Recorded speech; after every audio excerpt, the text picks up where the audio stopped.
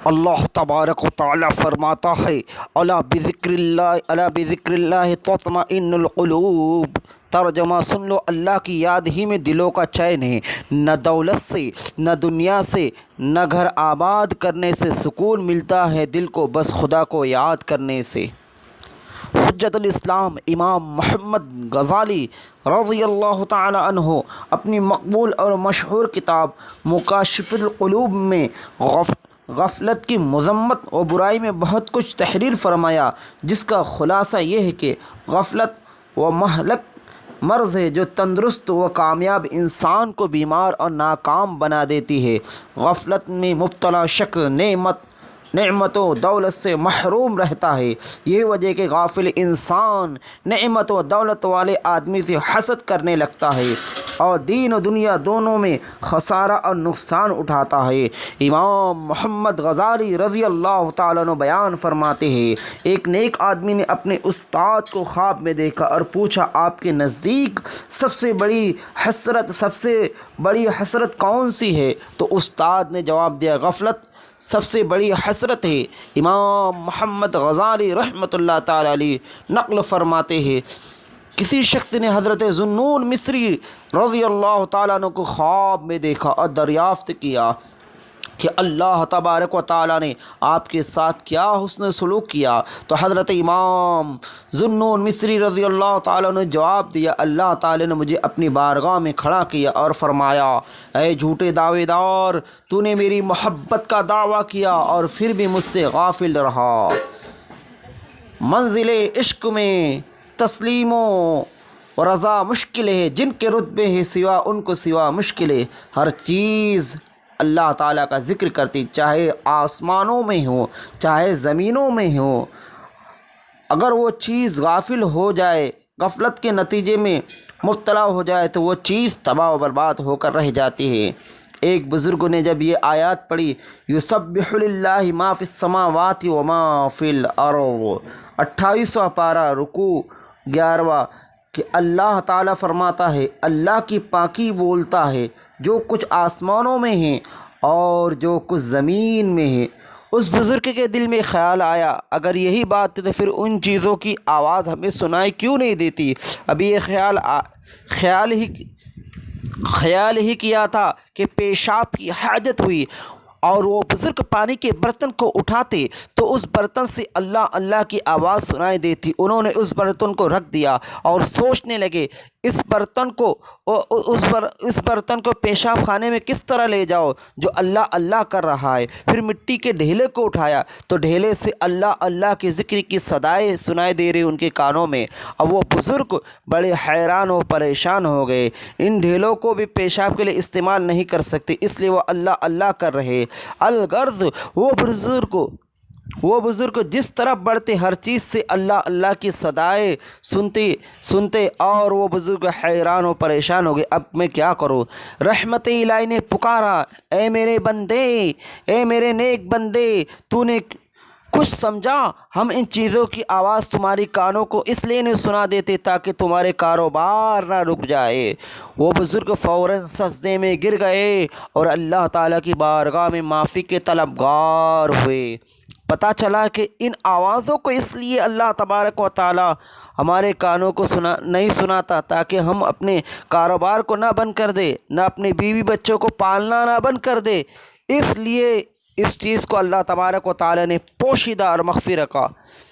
ہر چیز اللہ کی یاد میں مشغول ہے، اگر اللہ تعالیٰ کی یاد سے کوئی غافل ہے تو انسان ہے۔ ایک مرتبہ ایک مینڈک کو دیکھا تو خشوع کے ساتھ اپنے اللہ کو یاد کر رہا ہے۔ حضرت داؤد علیہ السلام نے اس مینڈک سے پوچھا، تم کب سے اس عالم میں ہو؟ وہ بولا کہ اے اللہ کے نبی، میں مسلسل 70 سال سے اسی عالم میں اسی طرح ذکر خدا میں مشغول ہوں اور اس عرصے میں کبھی اس کی یاد سے غافل نہیں ہوا۔ تا ایمان والو، غافل انسان سے مینڈک بہت اچھا ہے جو اپنے خالق و مالک کو صبح شام یاد کرتا ہے۔ جو شے اللہ کی یاد سے غافل کرتی ہے وہ شے مٹا دی جاتی۔ بزرگوں نے فرمایا، درخت اس وقت کاٹے جاتے جب وہ ذکر الہی سے غافل ہو جاتے۔ جانور اور پرندے اس وقت صیاد کے ہاتھوں شکار ہوتے ہیں، یعنی جال میں پھنس جاتے جب وہ اللہ کے ذکر سے غافل ہو جاتے ہیں۔ امام عبد الرحمن صفوری رحمۃ اللہ تعالی علیہ نے فرمایا کہ سید الطائفہ حضرت جنید بغدادی کے پاس ایک شخص نے ایک پرندہ تحفے میں بھیجا۔ حضرت جنید بغدادی نے قبول فرما کر اسے پنجرے میں بند کر دیا۔ کچھ عرصہ گزرا تو اس پرندے نے بڑی منت و سماجت کے ساتھ اللہ کے ولی حضرت جنید بغدادی سے کہنے لگا، اے جنید بغدادی، تم تو اپنے دوستوں سے بڑی آزادی سے ملتے ہو اور ان سے ملاقات کا لطف اٹھاتے ہو اور فائدہ اٹھاتے ہو، مجھے میرے دوستوں سے ملاقات سے محروم کر رکھا ہے اور مجھے پنجرے میں بند کر رکھا ہے۔ اللہ کے ولی حضرت جنید بغدادی فرماتے، مجھے اس پرندے پر رحم آ گیا اور اس کو چھوڑ دیا۔ اڑتے وقت پرندہ کہنے لگا، اے جنید، پرندہ جانور جب تک ذکر الہی میں مشغول رہتا، یعنی اللہ تعالیٰ کا ذکر کرتا، اللہ اللہ، تو آزاد رہتا ہے، اور جب اس پر غفلت طاری ہو جاتی ہے وہ پرندہ جانور شکار ہو جاتا ہے، قید کر لیا جاتا ہے۔ حضرت جنید بغدادی، اے حضرت جنید بغدادی، میں ایک دن ذکر خدا سے غافل ہوا جس کی سزا میں مجھے شکار کیا گیا اور پنجرے کی قید و بند کر دیا گیا پنجرے کے اندر۔ پھر پرندہ جانور نے کہا، ہے افسوس ان لوگوں کا کیا حال ہوگا جو دن و رات ذکر خدا سے غافل رہتے۔ حضرت جنید بغدادی، اے حضرت جنید بغدادی، میں آپ کے سامنے وعدہ کرتا ہوں آئندہ کبھی بھی یاد خدا سے غافل نہ رہوں گا۔ اور یہ کہا اور اڑ گیا۔ آج کا مسلمان تو اس قدر ذکر خدا سے غافل ہو چکا، اذان ہوتی مسلمان باتوں میں مشغول ہے، اذان ہو رہی مسلمانوں کے گھروں میں ٹی وی چل رہی ہے، گانے کی آواز باہر تک آ رہی ہے، مسجد میں نماز ہو رہی، مگر مسلمان ذکر خدا سے غافل مسجد کے باہر بیٹھے باتیں کرتا نظر آ رہا ہے۔ آج پوری دنیا میں ظلم و تشدد کی آندھی کیوں برپا ہو رہی ہے؟ اس لیے کہ مسلمان نے اپنی اللہ رسول سے تعلق توڑ چکا ہے، ذکر خدا سے غافل ہو چکا ہے۔ رسول اعظم صلی اللہ تعالی علیہ وسلم کے پیارے دیوانوں، پھر وہ پرندہ اللہ تعالی کے ولی جنید بغدادی کی زیارت کے لیے آیا کرتا اور آپ کے ہمراہ دسترخوان پر کھانا بھی کھایا کرتا۔ آپ کے ساتھ میں حضرت جنید بغدادی کا وصال ہو گیا، وہ پرندہ زمین پر گرا اور اس نے بھی اپنی جان دے دی۔ وصال کے بعد جنید بغدادی کو کسی نے خواب میں دیکھا اور حال پوچھا تو انہوں نے جواب دیا، اس پرندے پر میں نے رحم کیا، اللہ تبارک و تعالیٰ نے مجھ پر رحم فرما کر بخش دیا۔ تو پرندے پر رحم کیے، پرندے پر رحم کرنے کی وجہ سے اللہ تبارک و تعالیٰ نے ان کی بخشش کر دی۔ آج ہم اپنے مسلمان بھائی، سنی بھائی پر رحم کریں گے تو اللہ تبارک و تعالیٰ بھی ہمارے اوپر رحم فرمائے گا۔ زیادہ کھانا بھی آدمی کو غفلت میں ڈال دیتا ہے، اس لیے بہت سے اللہ والوں نے چند کھجوروں پر رات بسر کر دی تاکہ غفلت نہ پیدا ہو، ذکر الہی میں سستی اور کاہلی نہ پیدا ہو۔ آقا کریم صلی اللہ تعالی علیہ وسلم کا ارشاد پاک ہے، لا تمیت القلوب بکثرت الطعام والشراب فإن القلب